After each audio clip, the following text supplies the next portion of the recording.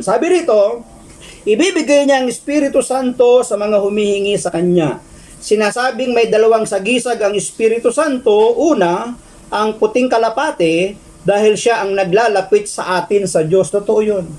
Ang simbolo ng Espiritu Santo ay kalapate sapagkat siya ang naglalapit sa atin sa Diyos. Ikalawa ay apoy. Siya ang apoy dahil siya ang dumadalisay at nagpapabanal sa ating mga sinasabi. So, ang simbolo pa, paglalarawan ng Espiritu Santo, siya yung apoy na dumadalisay, sinasala yung lahat ng ating sasabihin sa panahon ng ating paglilingkod. Ang Espiritu Santo ay sumasagisag sa kalapate. Pangalawa, sumasagisag sa apoy, sapagkat siya ang dumadalisay at nagpapabanal sa ating mga sinasabi, iniisip at ginagawa. Para siyang isang mabuting kaibigan na nagtuturo.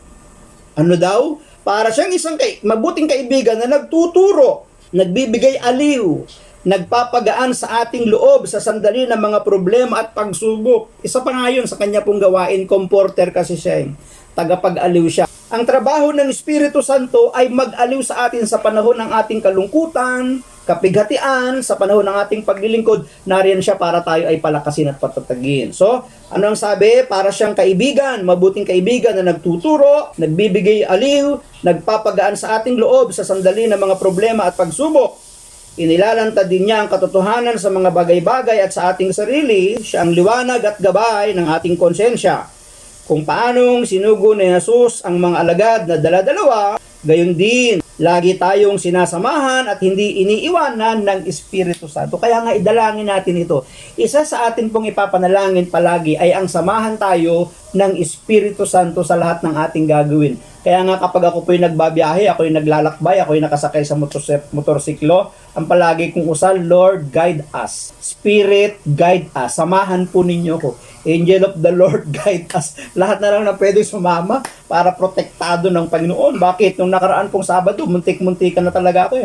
Salamat na lang dahil nandyan yung patnubay at pag-iingat ng ating Panginoon. Sa kalsada, iniingatan po ako sa paglalakbay. Kaya yan yung ating hihingiin, isa sa ating hingiin. Ang Espiritu Santo sapagkat ibibigay ito sa atin ng Diyos. Kaya nga, marahan daw natin palaging awitin at mga dasal para sa Espiritu Santo at ipanalangin ang mga taong minsan sila man din ay dumaranas ng trial, suffering, persecution sa kanilang buhay paglilingkod para naman sila ay aliwin at palakasin at pagpalain din ng ating Panginoon. Thank you all for watching this here video.